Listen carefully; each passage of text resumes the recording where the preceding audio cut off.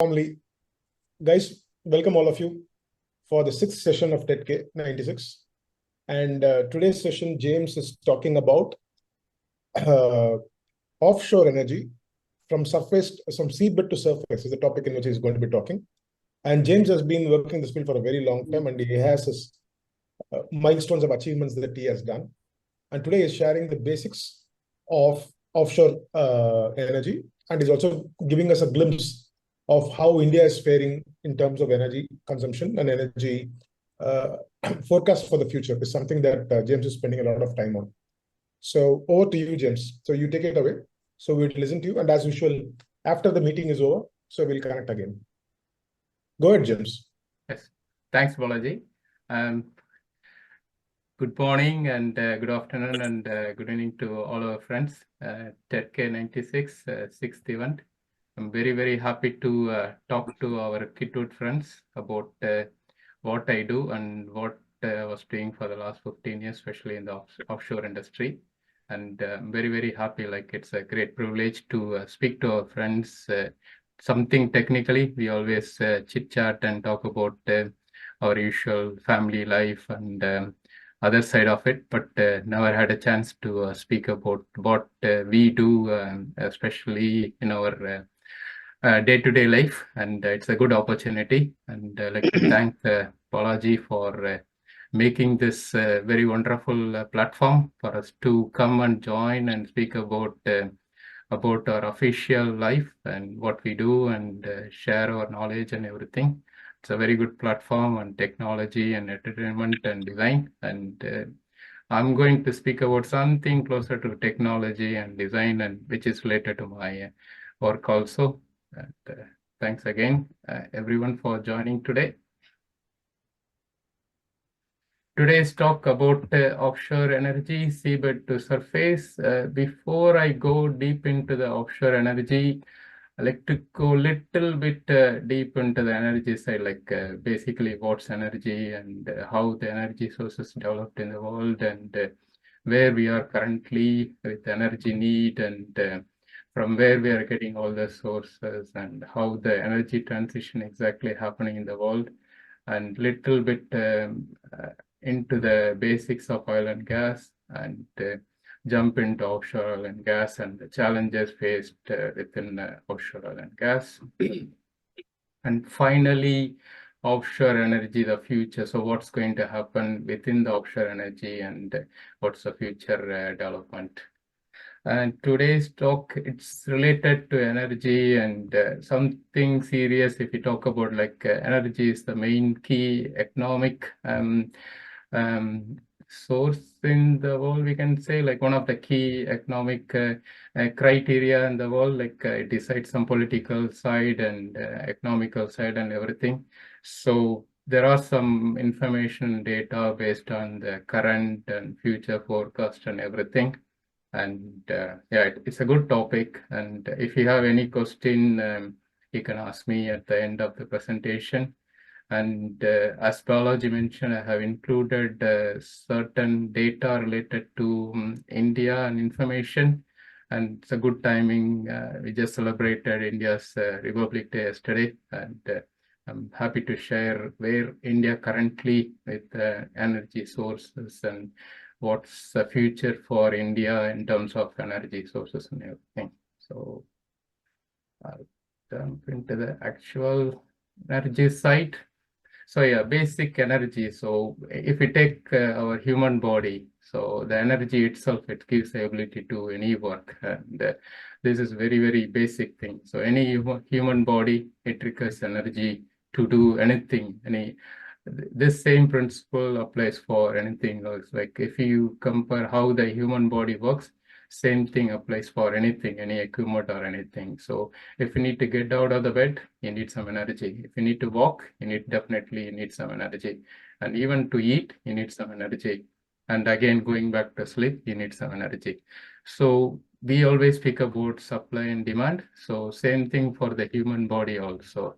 You need some sort of, like the body requires some sort of demand, like energy demand. And sometimes we give enough supply, sometimes we give more than enough, sometimes we give less. So that equilibrium is very, very important. It's for the human body and it's same for the world also. You need to have sufficient supply for the demand. So if we take here, like energy is the power that drives even human body, every human body. That's very, very important. So if we go a little bit deeper into energy side, very, very basic. I'm not going to like explain this into very detail. I'm not going to go very deep, but if we look at and like overall, like if you want to move from one place to another place, like that's transportation. So you need some energy to move from one place to another place. And in terms of capacity, if you need to do some work, you need some sort of a capacity. So that's heating and cooling. And everything is stored with some sort of energy. Like if you take batteries, a lot of stored energy. So everything, including human body and other items, everything, there are stored energy. And whenever there is requirement, the stored energy will be used to execute certain actions. And so everything needs charging. Human body requires charging, and any equipment that requires charging, our phones and smartwatches, everything requires charging to function properly. So it requires powers. So this is the basic thing of energy. So I don't want to go more deep into this one. Let's go and see how the energy sources developed in the ancient world. I think everyone knows about wood, so we can easily burn it and get some good energy out of wood. And this is the first form of renewable energy in the world, and for lighting and for cooking food and like keep the wild animals away. This is where the first energy sources started, like just burn the wood and get the energy, get the light and cook the food and everything. And the next form, very, very popular, wind, and it started like 1500 and 1000 BC, and mainly used for sailing boat and use the power of the wind. And after that, water mills are very, very famous, and we can't see the water mills anywhere in the world now, but there are maybe some in small areas in poor countries, but water is used as a key energy source for cutting stones and cutting the wood and everything. So if you look at here, this three major sources like wood and wind and water used to be the key energy sources. And all three, including the next one, the sun energy, were the key part of renewable energy, and which is like we are going into this sort of renewable energy source now, but it was the key energy sources when the world started, when they evolved and going into the energy side. Next one, going to little bit developing world side. Solar, like the developing world found solar is a key element, and it contains plenty of energy sources. So the developing world started using the photovoltaic effect from the solar and started generating electricity, and also the thermal energy from the solar also. Then the wind turbine started coming up, and the first wind turbine to produce like around 12 kilowatt energy, and current wind turbines produces around 2000 kilowatts. So you can imagine, like we started with 12 kilowatt in the first 36-ton wind turbine. Now we are producing around 2000 kilowatt using the same wind turbines. And later the dams for power, like it used to, the dams were used with the flowing water and to produce power. And Italian and French and Swiss subs, they use the dams to produce power. So this is about the ancient world, use the solar and wind and like wind turbines and dams for power, both in the ancient and the developing world use the sources. In the modern world, everything started changing. Not much renewable side. The evolution of like coal as energy started around 1750s, and also at the same time solar power also started using, and hydroelectric also started. And the key power plant concept and distribution concept started like at the end of 18th century and early 19th century.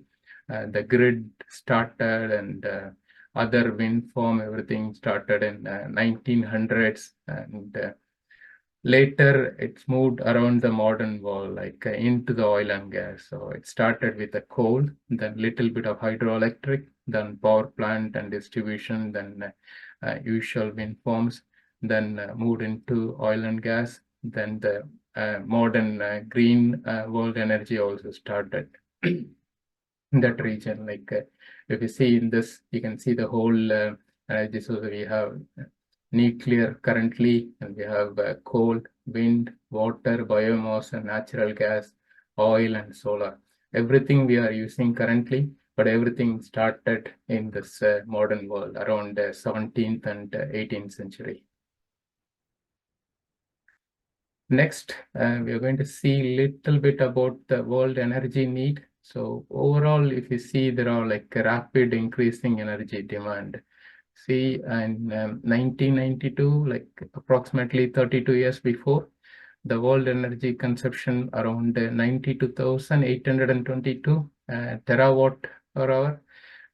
But currently, the world required total energy of like 167,788 terawatt per hour. So if you see the increase here, 73% increase in 30 years. And you can see in this map here where the majority of the power as consumed energy is consumed. The darker blue ones where the majority of energy consumed. You can see here USA and Canada, more energy is consumed. And on the other side, on the eastern side, we can see China and India, they are consuming more energy. And a little bit on the Australia, and if you see on the African side, not many consumption.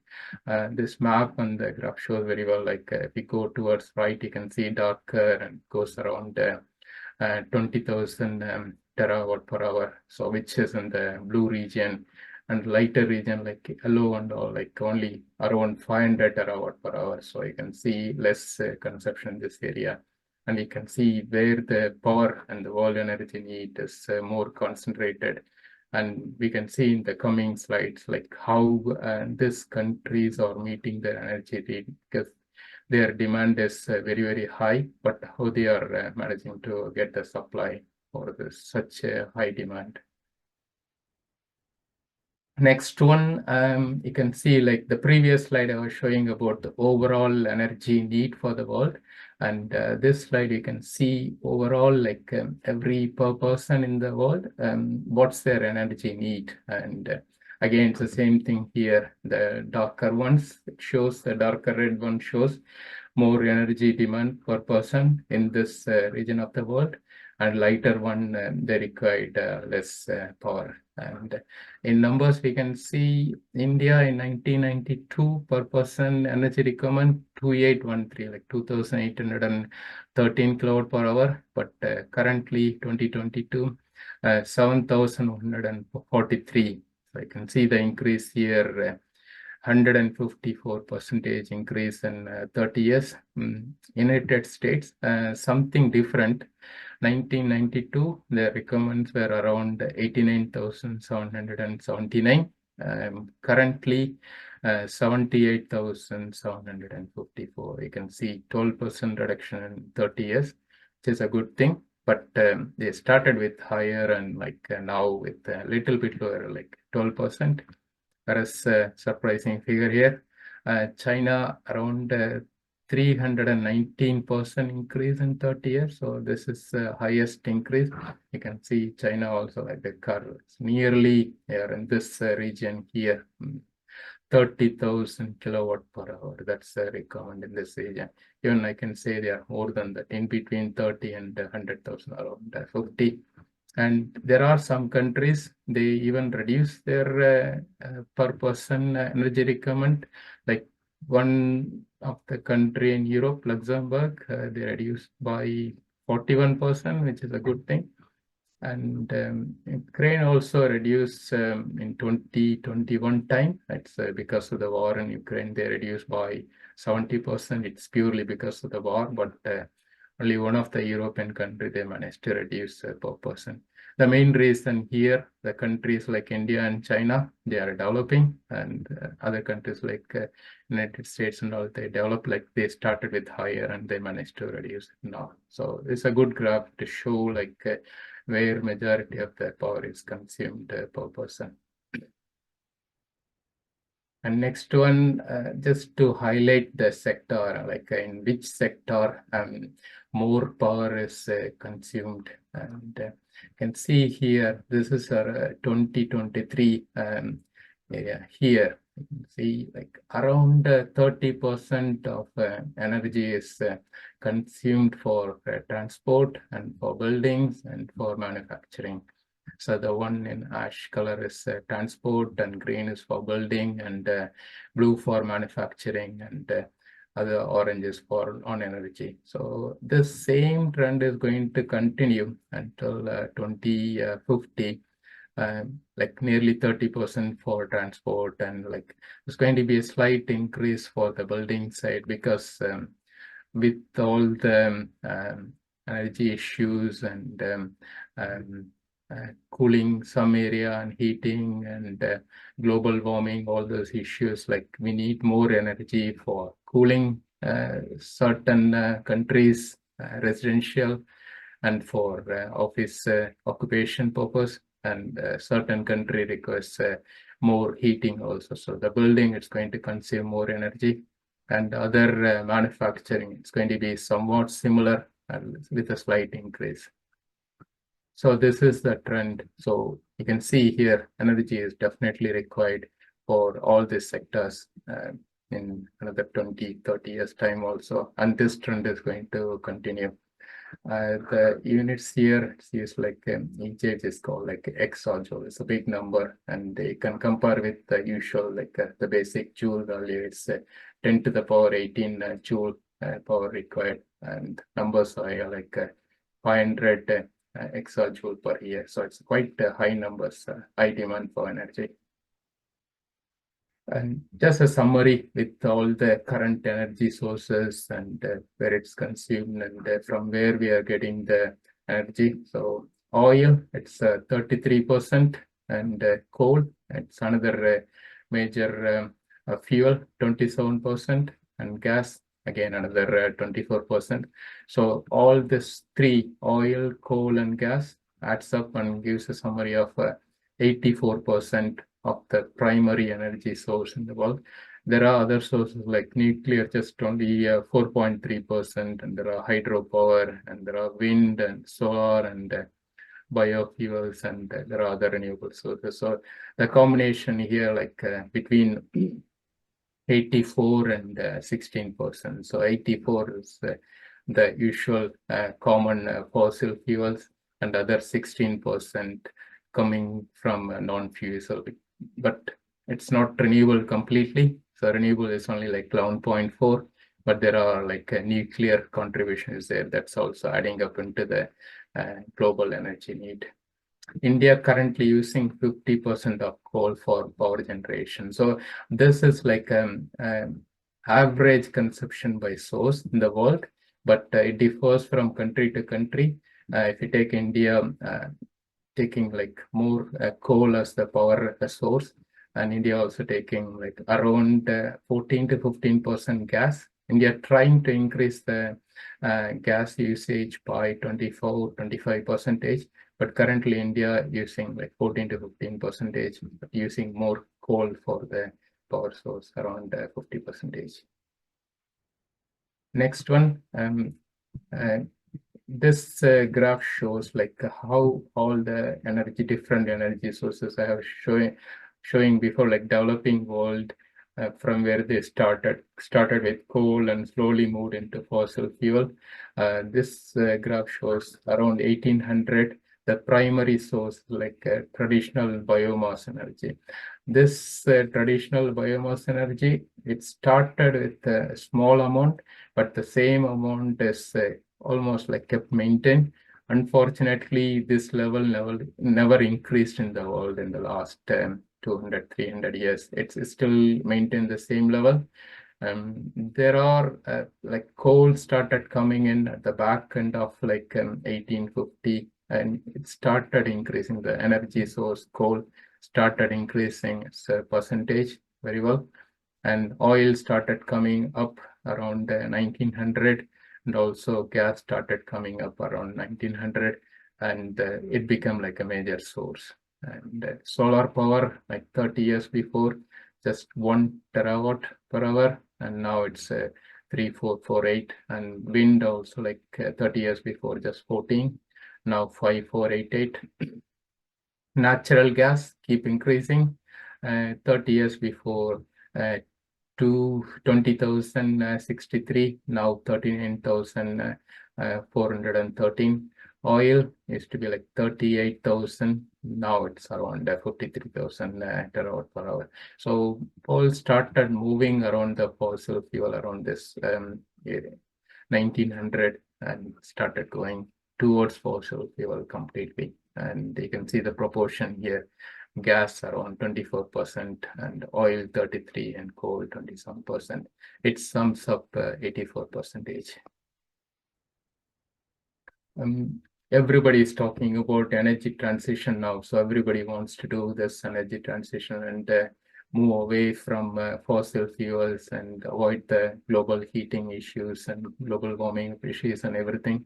It's a key thing. Everybody wants to do it, and there are like COP meetings happening every year, all world joining and talking about it, and they are putting good effort to make this energy transition possible. But it is challenging because the whole world is like based on fossil fuels now. You can see in this graph here, like around 23, 24, this period here, like the one in the top, it's like whether it is going up or down, and you can see fossil fuel declining a little bit. Although here coal is the black one, it is declining, it's going to decline. And also similarly oil, it's going to decline, and gas, everything going to decline. And wind and solar and bioenergy is going to increase. So green energy is increasing, but the amount it is increasing, it is not sufficient to replace the fossil fuel 100%, but it's happening. So it's going to happen. The ratio is going to change eventually. Energy transition. So I was talking about the COP meetings, like this COP 26, 28, and 29. It's happening. So like we just last year November, COP 28 happened in Dubai, and all world leaders came together, and it took a while to come to a conclusion and come up with a resolution in that COP 28 to save the world and move the energy transition properly. So, and we are going to have another COP 29 at Azerbaijan end of the year, November, to again talk about. So this COP meeting is going to happen every year, and all world leaders are going to get together and talk about it every year, which is a good thing. So it's happening. James, but just a quick update. I attended this COP 28 at Dubai last November. Conference of parties across around 150 countries participated. They are providing solutions for green energy. Oh, super. Okay. Thanks, Sarana. Yeah, we will speak about it probably at the end. Yeah. Okay. Thank you. So yeah, in terms of numbers, I was talking about 80 and 20, and also we have currently 80% fossil fuels and 20% non-fossil fuels. It's primarily wind energy, and all this coal and oil and gas, everything, it's around 80%. 1990, nothing changed in there's no major change in the last 30 years. It's nearly in the same place, but the forecast is to go around 48% fossil fuels and 52% non-fossil fuels in the next 27 years, like 2050. So everyone wants to go 100%, but the current forecast with the way world is developing, the way it's getting invested in the renewable energy, so it's going to go 48 and 52. It's a good place to be, and it's good if we can achieve it in the next 27 years. And hopefully we are all going to witness this transition, and hopefully we can see even like 100% transition to non-fossil fuels. Talking about India, and some numbers in the beginning. So Indian subcontinent combining 8 different countries. It's somewhat similar condition to the world, but little bit different in terms of fossil and non-fossil. India currently consuming 6.1% in the world consumption, which is going to increase to 9.8% by 2050. So you can say India as a single country going to consume around 10% of the world energy. So it's a big number. So India needs to like prepare for that supply requirement. I recently read India's Minister of Petroleum report. So they have very good plan for the future and preparing very well how to meet this demand in the next coming years. Like around 10% of the energy is required. Whatever world produce, India, they are going to consume 10%. It's a big number, but India is getting ready definitely. To solve and avoid this fossil fuels, what India have done recently, started going with blending, ethanol blending, use 20%. Currently, India is in the 10% blending process, like use fossil fuels 90% and use ethanol 10%. And India have a target of going with 20% ethanol blending by 2030.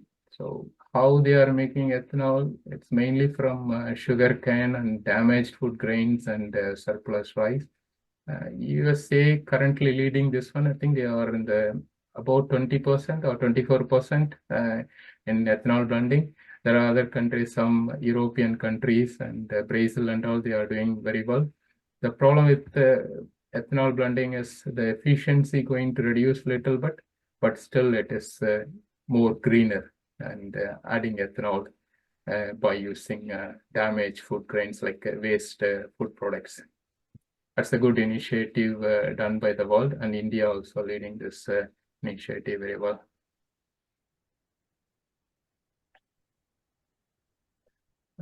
Yeah, so we have seen like what's the demand and how what different energy sources are available and everything, and said like currently we are sitting about 84% of fossil fuel, and rest of the sources coming from non-fossil fuels.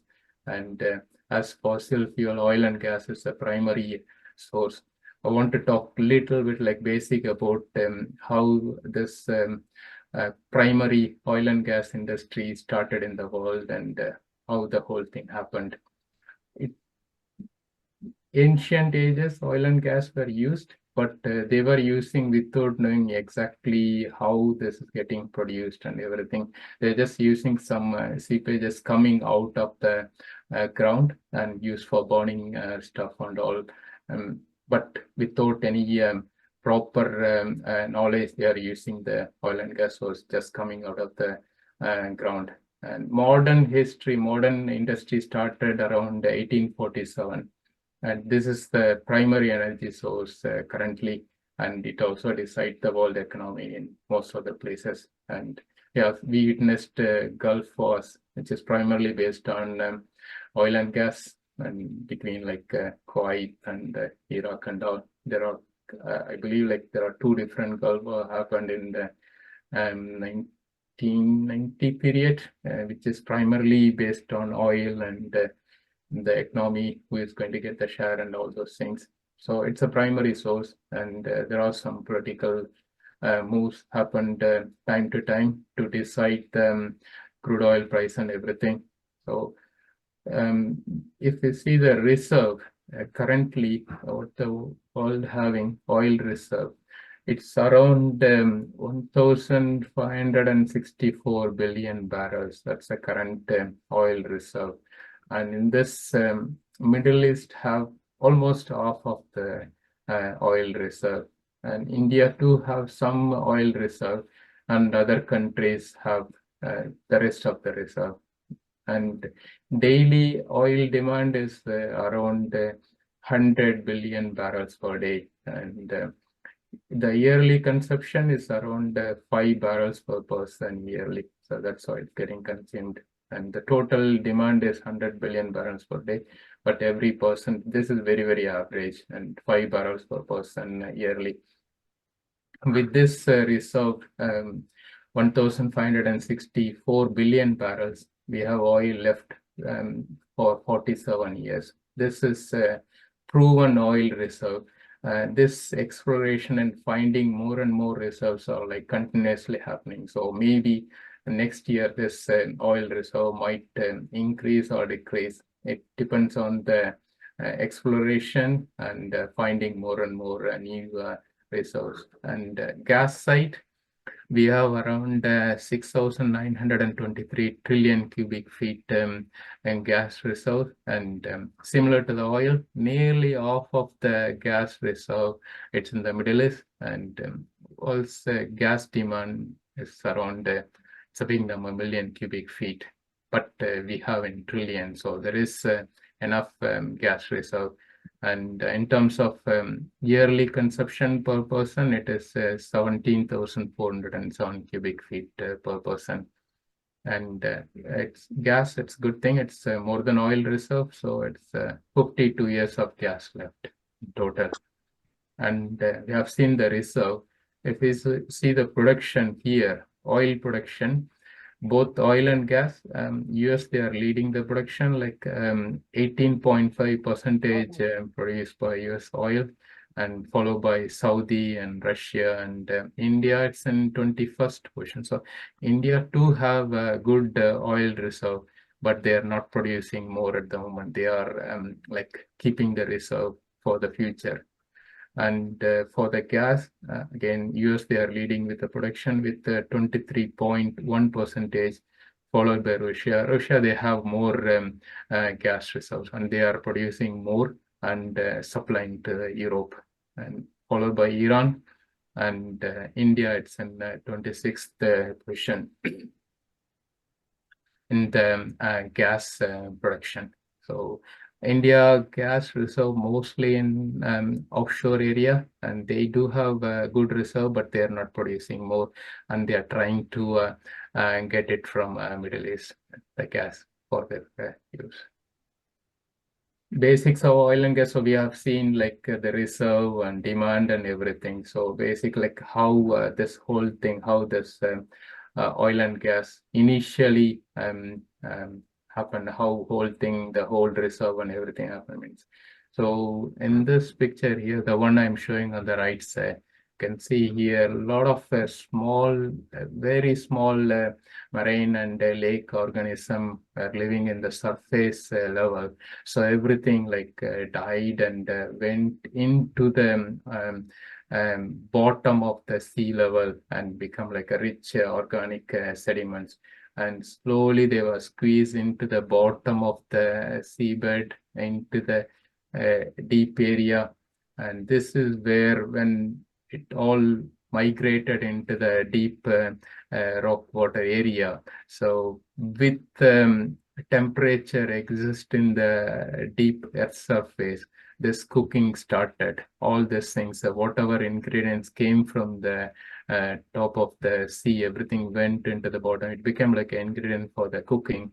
And this area is almost like a kitchen with heat energy. It's all like started cooking up and became like a proper hydrocarbon. Like as usual, like gas with the lighter density, it migrated to the top, and the oil stayed in the bottom. And whatever we are consuming now, it's been like cooked millions of years before under the sea floor, under the earth, and made us a proper reservoir for exploring and getting the and oil and gas out of it. And the picture I'm showing in the left side, you can see there are different layers here, like a sandstone layer and water underneath and oil on the top, and gas since it's lighter and top of the gas. And there are rocks, the heavier rocks on the top of the gas to keep this like a reservoir and store it there, and for us to go and explore and drill the wells and get it. So this is very basic. I'm not a drilling engineer or reservoir engineer, but this is very basic, like how all this thing happened, how the whole reservoir, both the gas and oil reservoir, like happened many years ago and stored and for us to use in this centuries. Basics of oil and gas. So there are 3 key areas within oil and gas. So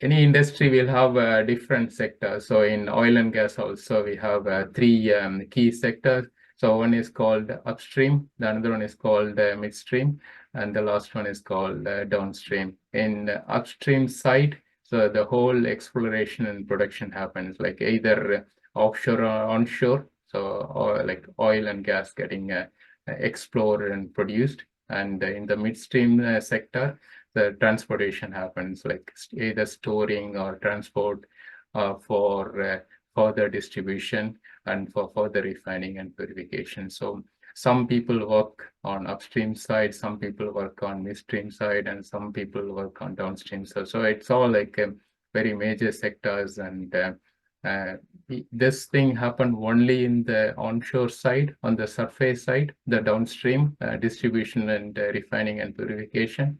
And this thing either can happen on onshore side, like Middle East, most of the production like happening in onshore desert side. And we do have offshore. From Seabed, we can get a similar thing.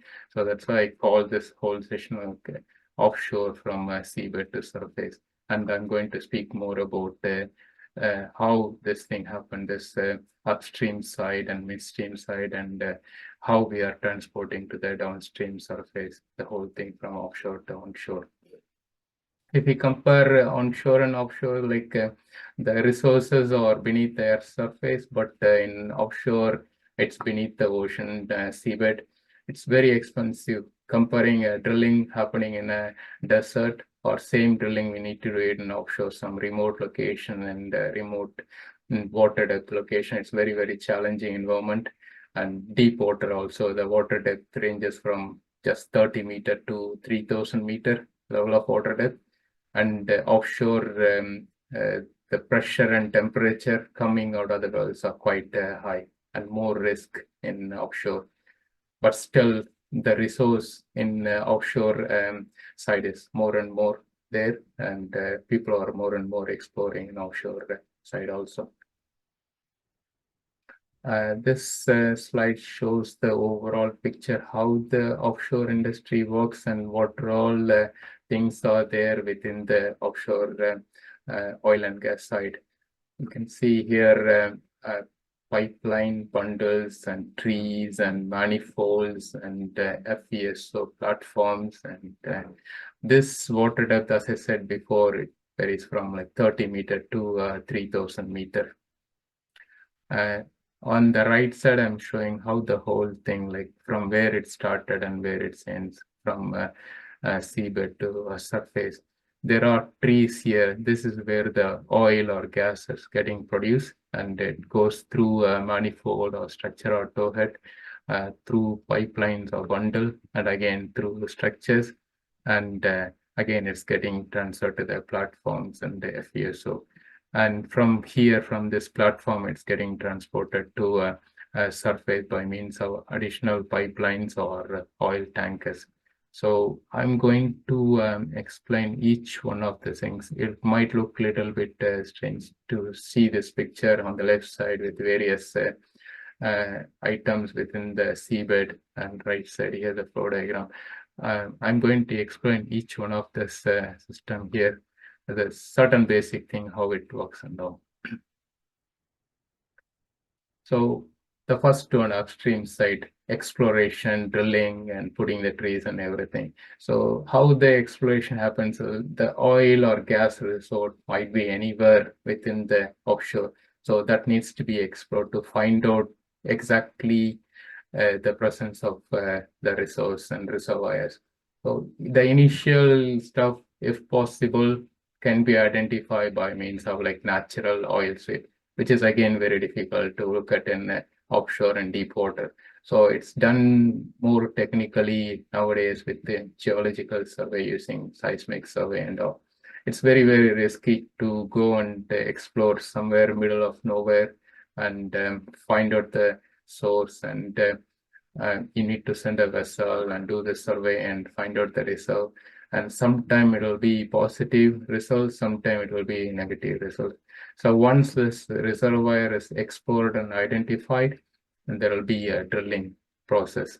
The drilling has to be done in a remote location with the water depth varies from 20 meter to 3000 meter, and different drill rigs used based on the depth. You can't use a smaller drill rig in a higher water depth. So you need to go with the proper drill rig to do that drilling. And also the drilling, as we have seen before, there are rocks just before the reservoir. So you need to drill through heavier rock, and plenty of cementing needs to be done when we are doing the drilling with casing for integrity. And the drilling depth itself, we have seen the water depth is around 3000 or 200 meter, 300 meter, but the reservoir won't be that closer to the seabed. You need to go to a water depth of 6 meter to 12,000 meter, which is like 6 kilometer to 12 kilometer. We need production wells. Sometimes it's not sufficient enough, so you need to have injection well too, to bring the oil or gas out. So I need to have injection wells. The injection wells are used to inject water, high pressure water, to get the oil or gas out of it. So you need this start with exploration and go with appraisal and then production and injection wells.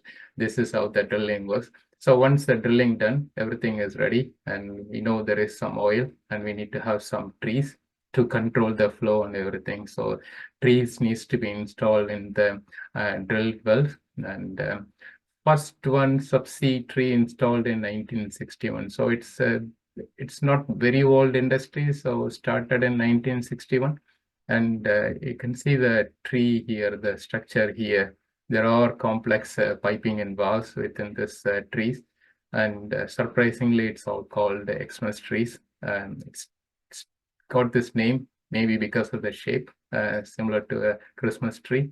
And we call it usually like Christmas tree and Xmas tree, just as a easy one to name it. And trees can be installed either in horizontal and vertical orientation, and used for producing, as I said, you can use it for injecting either gas or water. And all the systems are designed for very high pressure and temperature. In terms of temperature, it will go very cold also, like -46, that level, to 121 degrees centigrade or 180 or 200, that level. In terms of pressure, you can say in bar, like it's 690 bar, that level. And now the new reservoirs are even coming more higher pressure level, like 1035 bar, that level. So it's a very, very high pressure and high temperature systems. So we have the trees now, drilled and installed the trees, and we need to transport the explored gas and oil. So it needs to be combined. Oil and gas will come from different trees. All this needs to be combined into one single header, one single pipeline. So we use something called a subsea manifold or structures or towhead. This structures and towhead or manifold used to combine the flow, or when is to inject water or gas into the system, it needs to go through this structures. So you can see connections here, the structures here, which is install subsea. Like you can see connecting points here, which can be connected from the trees, and everything combined into a different piping and valve system, and into a single header to connect to the pipelines. So we involved in designing the structure, fabricating the structures, and installing the structure. These structures are fabricated onshore and transported to a quay site, and from quay site it is transported to offshore by using different vessels. And these trees are like weighs from the smaller ones weigh from 50 tons, and bigger one weigh up to 300 tons. And this needs to be like intervened for further inspection and for any installation using divers and ROVs and AUVs. So we can see more about this, how it's going to be like intervened or inspected in the future and all, using divers and ROV in the coming slides. So we have drilled Christmas trees, and we have structures, but we need pipelines to transport this fluid from the tree location to platforms. So we need pipelines. So how the pipelines made? Like mainly to transport oil and gas from one location to another location. So there are different pipelines, both onshore and offshore. The longest onshore gas pipeline, it's in China. It's 8,707 kilometers. And longest offshore gas pipeline, it's in Russia connecting to Europe. So it's 1,224 kilometers. You can see in this right side map here. It's coming from Russia and going to Germany. And the pipeline itself called Nord Stream pipeline. There are two phases, and they were stopping this project during Ukraine war, but they restarted, and it's running it again. The diameter of pipeline varies from 4-inch to 48-inch, and in offshore, the depth varies again from 30 meters to 3,000 meters. So you need to install this pipeline in different water depth. There are different ways to install this pipeline. It depends on the water depth. You can fabricate onshore everything and reel it and install it subsea directly using a vessel which is suitable for relay. Or the one on the left side bottom, it's called S-lay. You can see the shape of the pipe which is getting installed in Seabed. It's in the shape of S. So the pipes are brought in and put it in the vessel, taken to the offshore site, and welding happens offshore in the vessel itself, and continuously the pipes are installed using vessels suitable for this S-lay. And it's mostly used for shallow water to medium depth water, and for deep water, something called J-lay method is used. You can see here the shape of the installation is like a J. And same thing here, pipes are like taken offshore in the vessel, and welding again happened within the vessel and installed for deep water. So different vessels used for different installation methodology. So this is pipeline. So we have pipelines to transport the oil and gas from the Christmas tree to the platform locations. Next, I'm going to talk about something very unique technology in the world. So the company I'm currently working, they have this technology. You don't need to install the different pipelines. You can combine all the pipeline into one single carrier, fabricate everything onshore within the fabrication yard, and install everything all together. And like with a maximum length of 7.7 kilometer long. The site itself used for this fabrication is around 7.8 kilometer long. So everything is fabricated within the fabrication yard, and using the railway track, these things are installed offshore by using two vessels, and both one on the front and one at the bottom, and again additionally another survey vessel. So the method used to install this bundle is called CTTM, controlled depth towing methodology. The whole thing, the towhead in the front, it weighs around like 300 tons, one in the front and one in the bottom, and the whole bundle length itself around 7 kilometers. It can be like 500 meters with a maximum length of 7 kilometers. The length of the bundle varies, depends on the facility required. It's a big technology, and also this is one of the longest man-made moving object in the world. So maximum 7 kilometers. There is no moving object. There are objects for longer lengthier distance, but it's not a moving object. And this thing done here in UK, there's a location called wiith, and it's further north in the UK.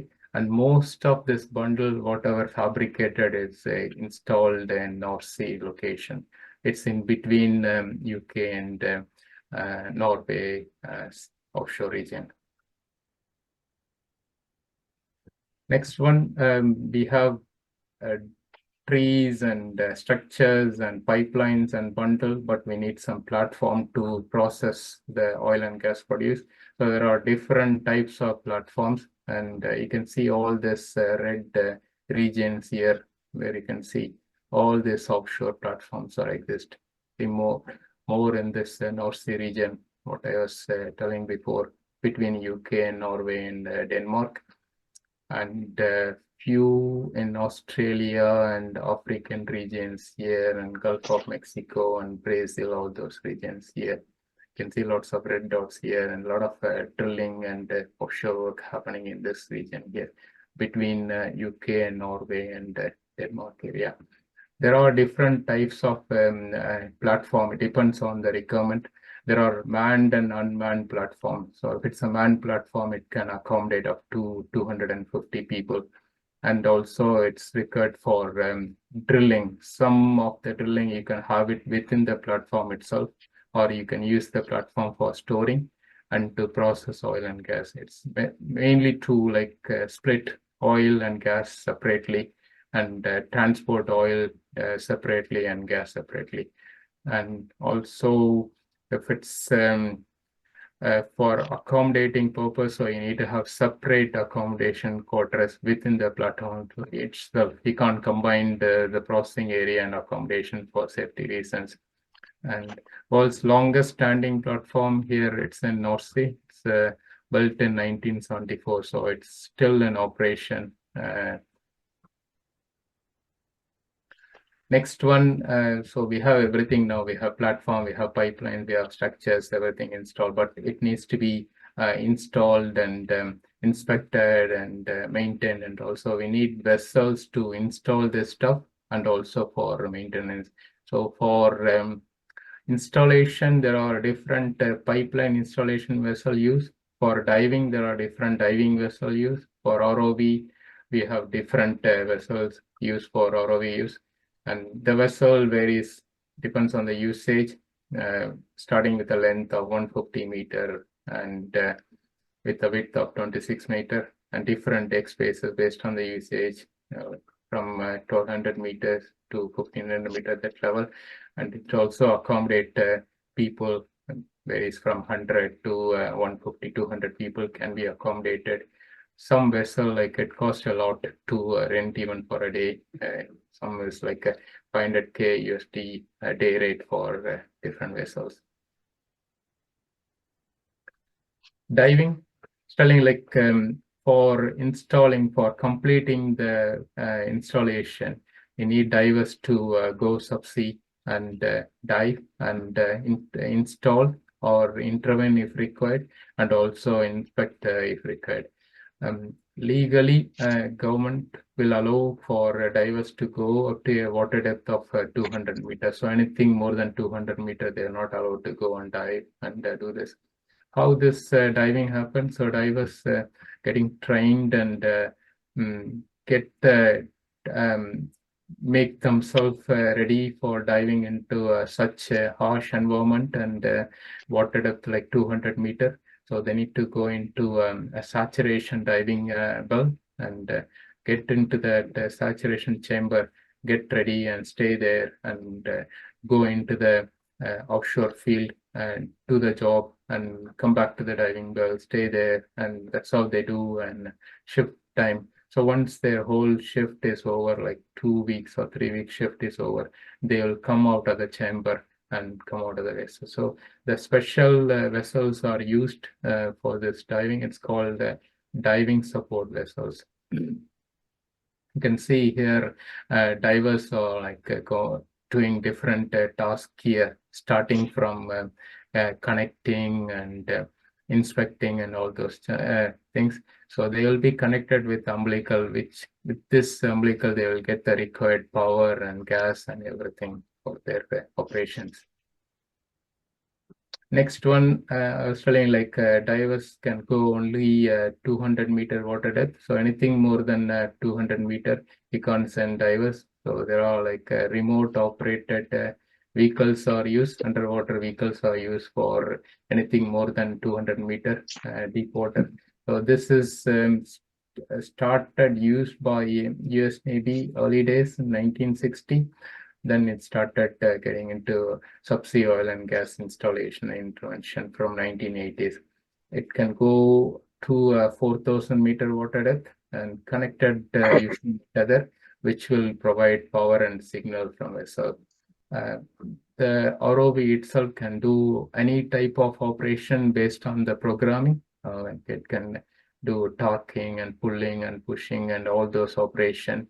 But everything is like programmed or like operated by pilots in the vessel.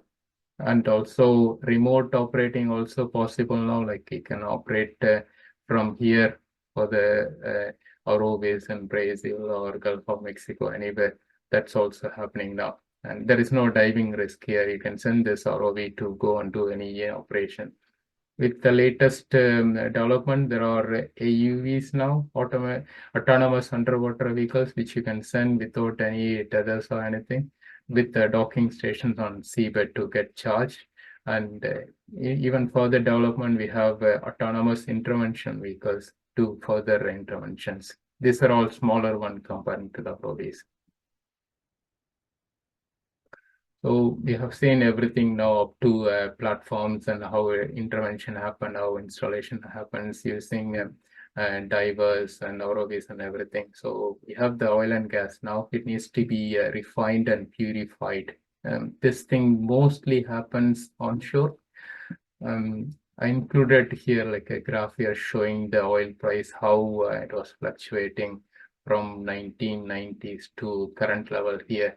It was going quite high in 2008 and 9, that period, and due to some economic crisis started dropping down and again going up. So oil price, as always, like it's not constant, go up and down always. Even during the COVID time, it went almost like zero level at some stage. Now the oil price is sitting at $74-75 barrel. That stage, so it always fluctuates. There is no fixed price for oil. It fluctuates with the market.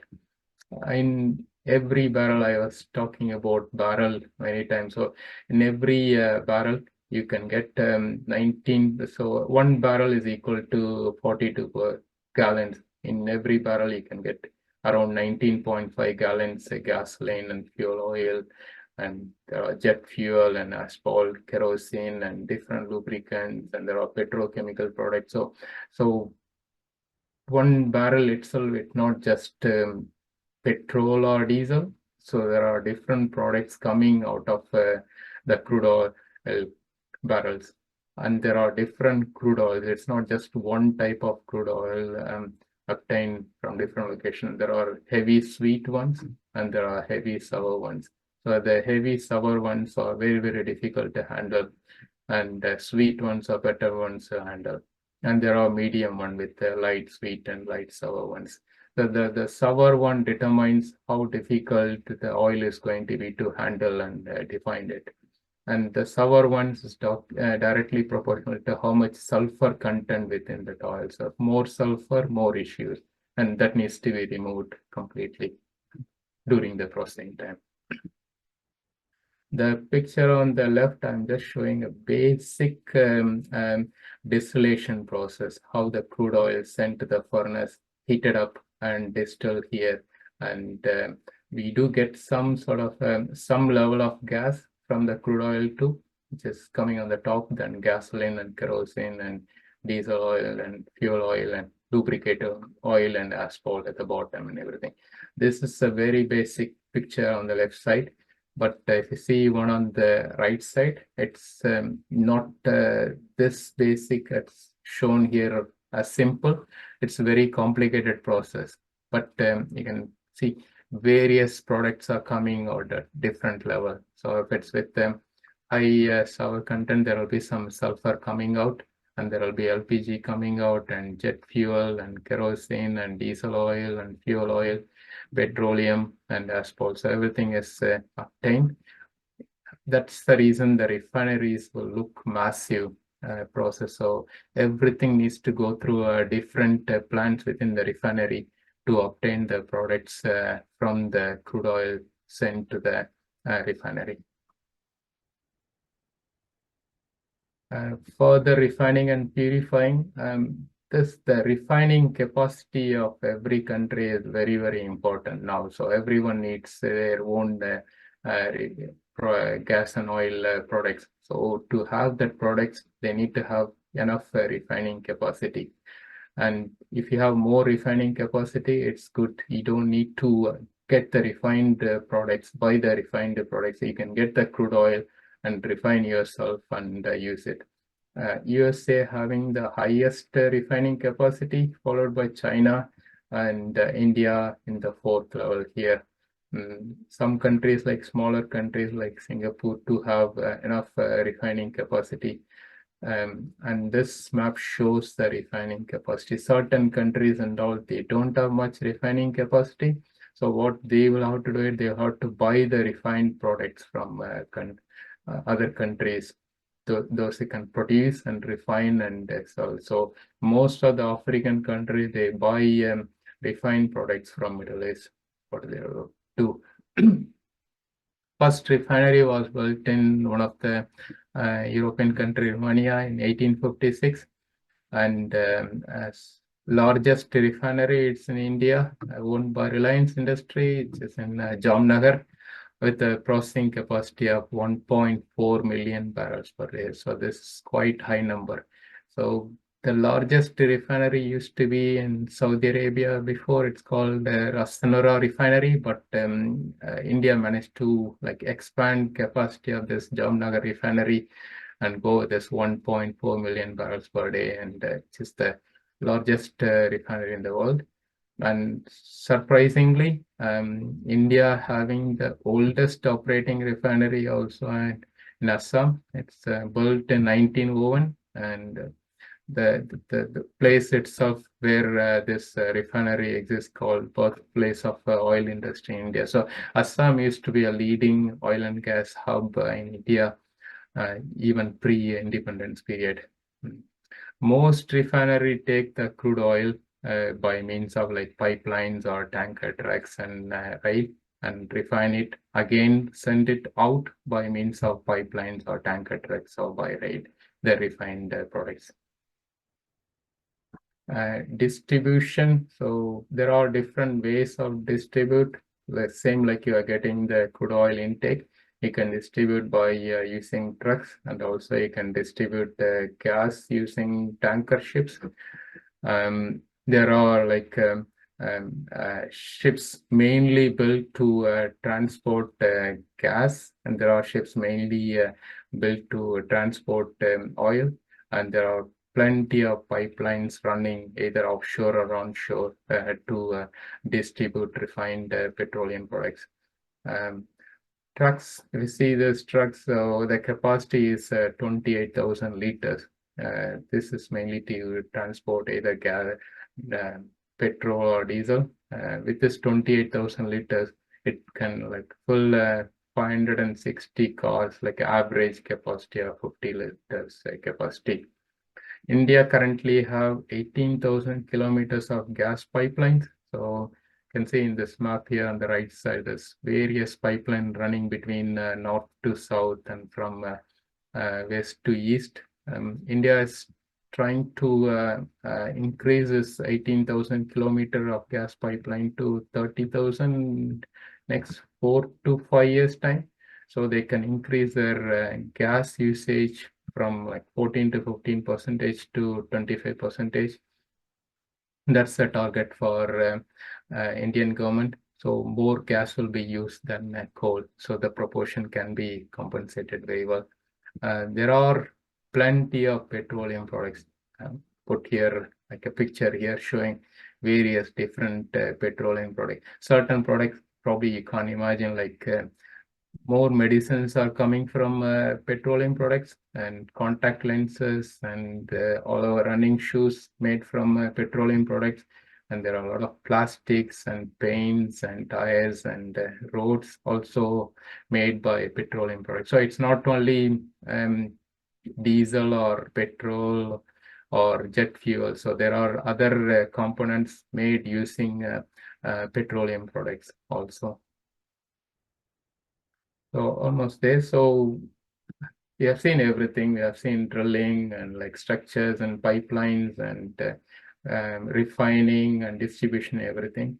In offshore side, how all this happens are using different engineers. So there are plenty of engineers. So I listed here around 25 different engineering roles here, starting with drilling and process engineers and piping and valves engineers, and welding, fabrication, and electrical safety and project engineers. So whatever people are studying now, like let's say civil, structural, and mechanical, and electronics, and communication and software. So all those engineers are getting employed within this offshore oil and gas field. It's a highly transferable one. So whatever, if they are working in oil and gas, they can easily transfer to renewable side of offshore and oil and gas business also. There are different challenges. Any industry will have a lot of challenges. In oil and gas offshore, there are major challenge, we can say safety issues. So safety is a key thing, because people are working in remote location and deep water locations where things are not that easy to communicate and get help. I included here to highlight certain major incident happened within oil and gas. There's one Piper Alpha disaster. It happened in 1988 here in North Sea, UK. 167 people died just overnight. Gas leakage in a big platform, and it was like late night, midnight. People are sleeping and they are not aware of this gas leakage. Suddenly things changed and people died overnight. And another one, this probably we might remember this offshore Mumbai incident, Arabian Sea, 2005, 22 people died, and this platform started burning suddenly, again due to some gas leakage. This is again one of BP's deep water. One happened in Gulf of Mexico, 2010. During drilling, things went wrong, and 11 people died. A lot of oil slippage, and BP paid a big penalty for like mixing oil into the Gulf of Mexico Sea. And other than safety issues, there are decommissioning of old. So there are a lot of platform in offshore. Everything needs to be decommissioned after their use. This needs to be done by the operators. They are committed to decommission everything and clear the sea. So this needs to be done. This is one of the challenge, and lack of new investment. So we have seen COVID time, not much investment happened, and because of investment issues, the production is declining. So it requires high number of investment to keep this industry to go. So you can see like 225 billion required to save and to continue with the production. As any industry, material is a key thing, and there are demand for material to keep this pipeline installed and structures installed and everything.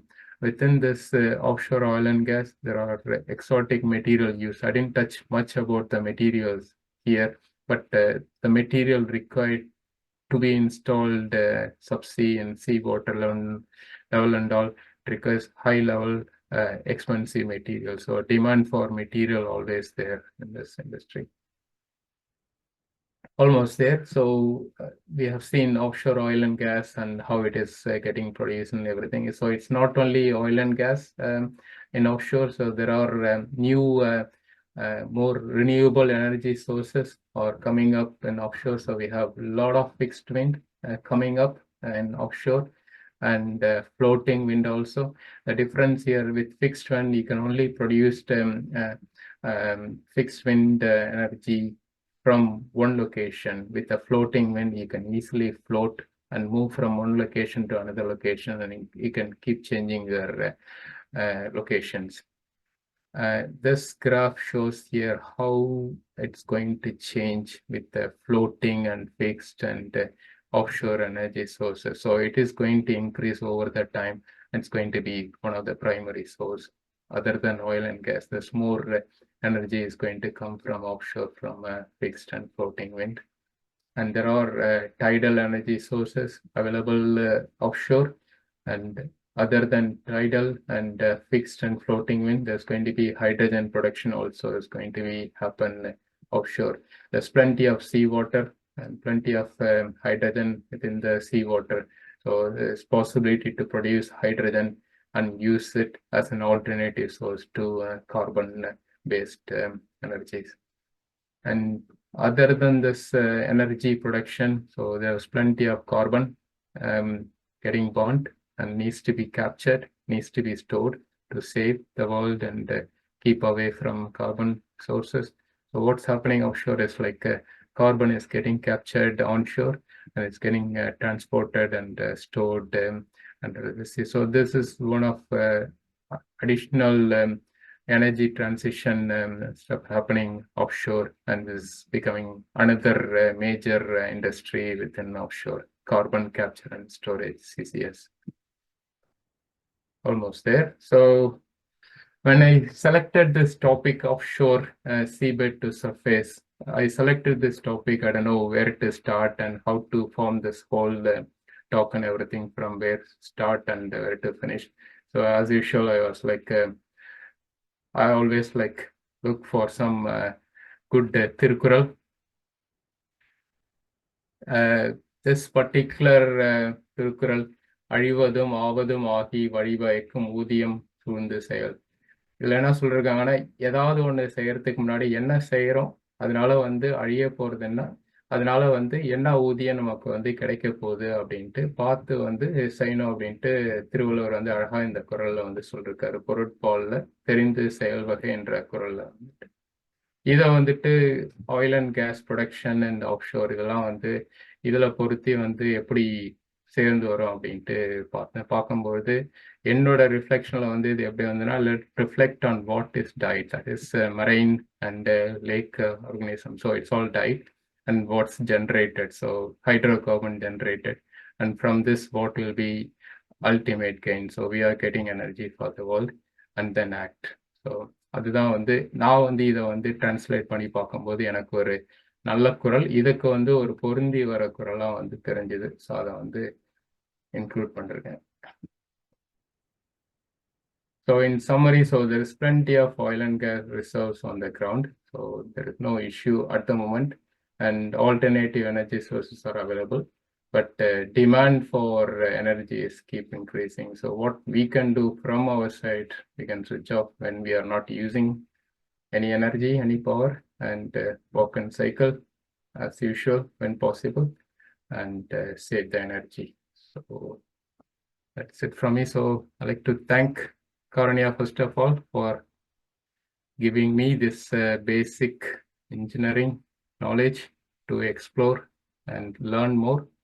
So thank where I got this sources, like a lot of information I obtained for the slides, especially from DNB and World in Data. And also I like to thank our K'96 team, and as usual, all our Kitwood friends for encouraging me and joining this. Thank you. Thank you very much, James. I mean, I think that was one, I mean, everybody would agree that that was one of the most detailed presentations that we have seen. And oil and energy is something that we consume, like how we consume water, but we don't realize how much we consume and how much we waste and how much is being produced. So I think the way you explain the upstream, midstream, downstream also gives an understanding of how crude is currently coming and landing up on somebody's feet as a shoe. That entire understanding was also very, very clear. We also got an understanding of what you do at work. So for a very long time, though we know that you are in oil and gas industry, so we do not know what you do. Okay, so now we also understand that amount of work that goes behind the energy that we currently consume very easily. So thank you so much. Really interesting, very informative, and it was quite engaging presentation, James. And thanks for all the effort that you've taken. We can see the amount of effort that has gone into preparing this presentation, so carefully chosen based on who we are as people and not essentially going over the head, but we were able to understand what you are talking. Thank you so much. So can we now open up the chat? So there are a few questions, so some of which I have asked, some of which other people have asked. So, and we will also open this for the forum for discussion. So James, I mean, would you want to pick up any other questions for you to be able to respond right now, or should we directly open up into discussions with people? I can see there are a few questions here, so I'll be happy to answer if I can first. Yeah. So Yeah, James. Yeah, That's please okay. Yeah, keep going. keep going. yeah, so question related to Ministry of Petroleum. I guess this is related to India, I think. Yeah. So I Correct. think in terms of Indian reserve offshore, it's mostly on the Visakhapatnam side. So there are a lot of findings happening at the moment, and I don't have much detail about oil reserve where it is currently, but there are a lot of gas resources in this side. Yeah. Yeah. Yes, James. I googled and found. You're right. There are 4 sites explored in 2024: Visakhapatnam and near Orissa Seabed, and on the Arabian side, Mangalore and one more, Kerala state. So they are going to explore in the next 30 years, drill and Yeah. extract the oil and gas. Yeah. So in terms of oil reserve yet to be still drill, like yet to be explore and drill, there are more and more. So certain countries like UK, the companies here already explore, ready to drill. They are waiting for the government to give approval. So everything needs to be approved by the government before they go and start explore. So it goes in different stages, the approval, before they even go and explore. Actually, there's a plan. Do a consortium and then do this. Yes, yeah. So needs to be explored and drilled and everything. So there are plenty of wells are there ready to be drilled, but government is not allowing because of this energy transition initiatives and everything. So there's plenty of research, so no issues at all. See, will this Actually, start with the central or the state government? Central government, yeah. Okay. James, I think they are in talks with Gulf developed like companies like Saudi Aramco and ADNOC, all those. Okay, so central government will be in collaboration with those companies, and they will explore in the future, next 30 years.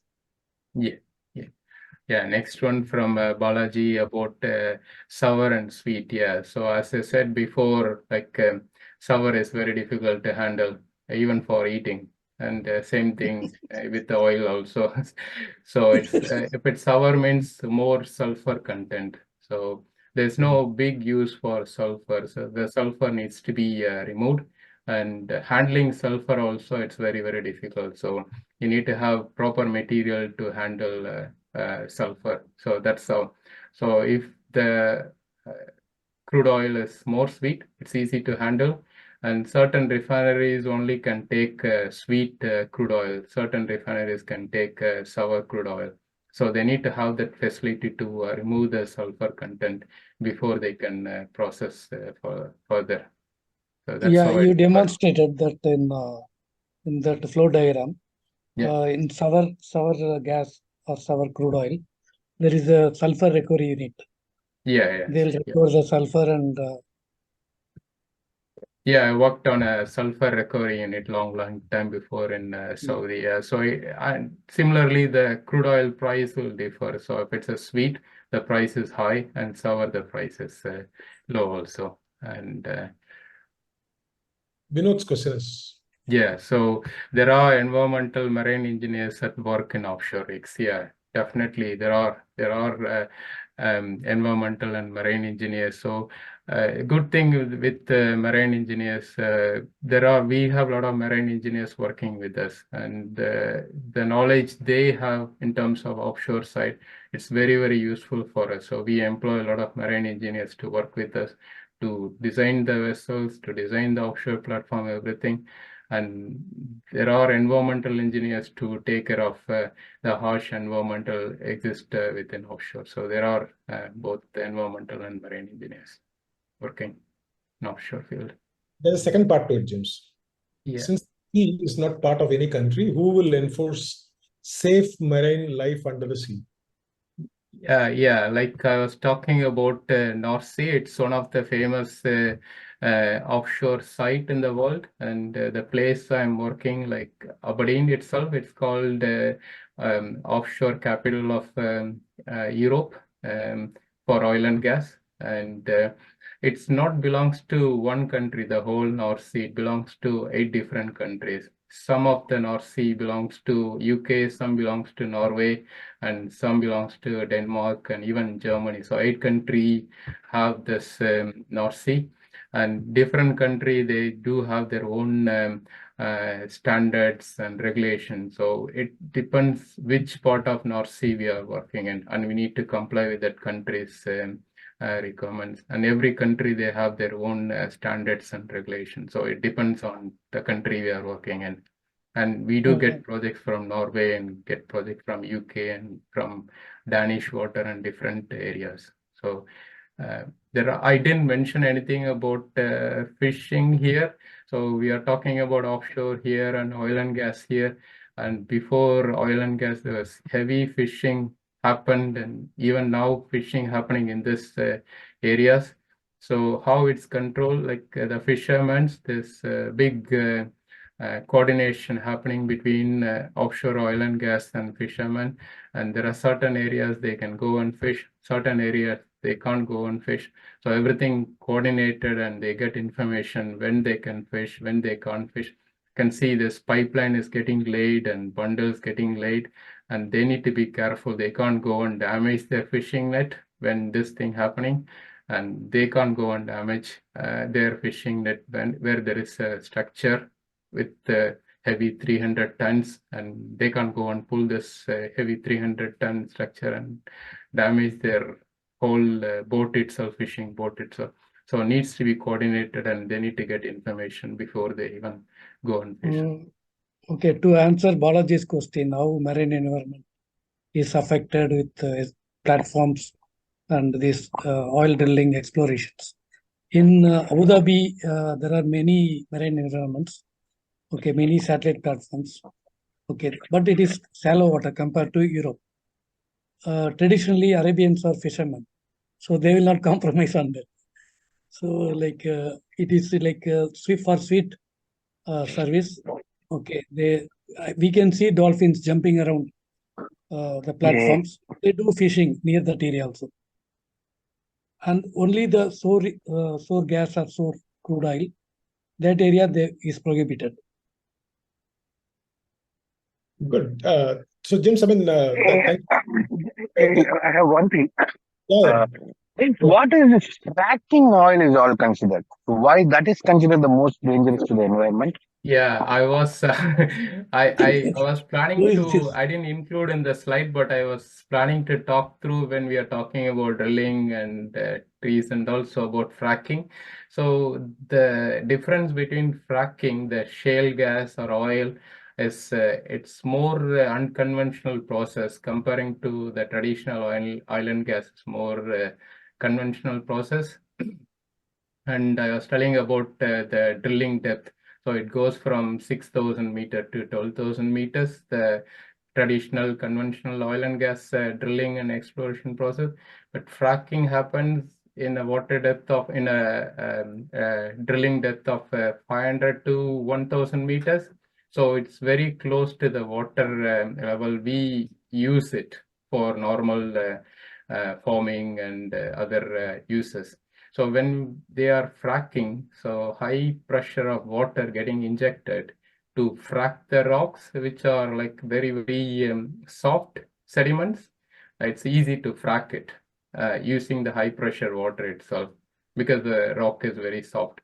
But the traditional conventional oil and gas rocks are very, very heavy, and you need to drill it to go through the rocks.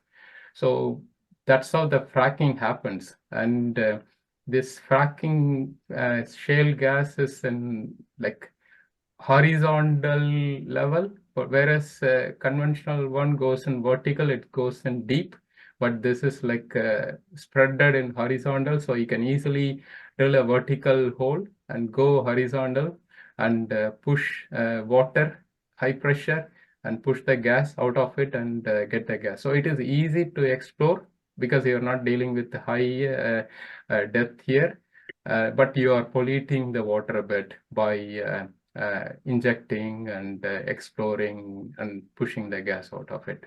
That's why it is not conventional, but there are plenty of gas available in lower depth. And China, they are into this shale gas, and they are exploring more, and US also doing more fracking at the moment, and many countries want to do more also into fracking. But this is still under Any other question? R&D. Let me just quickly ask the rest of the team, do you have any other questions? If not, we will open up to, we will close the recording session, and then we'll move on to our private conversations that we will continue from here. Any other questions? Yeah, Balaji, I have one question. So, do you hear me okay? Yes, Ramesh, yes. Okay. Thanks, James. Thanks for the talk. Sorry, I joined in late, but I think I got most of it. The question I have is, in terms of what's the kind of how would I say the seriousness or the urgency in oil and gas industry to move towards hydrogen? For instance, I know I read that hydrogen can also, natural hydrogen can also come from deep bore wells. This is like hydrogen that is deep in the earth, and this is called white hydrogen. So in my opinion, that is the most cleanest form of energy, hydrogen. So is there anything like, a drive within the oil and gas industry to kind of step into hydrogen production, or at least increase the hydrogen production that they have? I'm not talking about gray hydrogen, but about, white or green hydrogen. Yeah, there's a lot of initiative going on, Ramesh, and I'm currently involved in the hydrogen development. So we are getting ready, because you can't treat carbon and based product same as hydrogen. So you need to differentiate between hydrogen, because of the hydrogen itself. It's not easy to handle, and it's going to be higher pressure, and temperature is going to be different range also. It's going to go cryogenic also when we are handling it. 5% of the world energy is going to be hydrogen based by 2050. That's a target. And as you said, there are different like blue and green and gray and different types of hydrogen sources going to come. The one we are going to get from offshore, it's going to call the green, because it's going to come from green energy sources, like using the offshore wind. Use the offshore wind energy and use the seawater and do the process and get the hydrogen out of seawater, and store it and send it to onshore and use it for transportation or manufacturing process. So it's happening, and we are considering the hydrogen as one of the primary alternative source from oil and gas. And So, there's but more, you couldn't, like, say something about the white hydrogen aspect, because I think that is that's also one of the most greenest sources, in the sense that it is natural hydrogen. It's produced by the earth because of the chemical processes within the earth. I was thinking, like, because you'd have so many defunct boreholes that is lying around. So if those can be tapped for white hydrogen, I think, I don't know what the potential is, but I've been just reading about it, and I was wondering. didn't hear about white yet, Ramesh, but there are a lot of hydrogen development happening, but I never heard about the white one.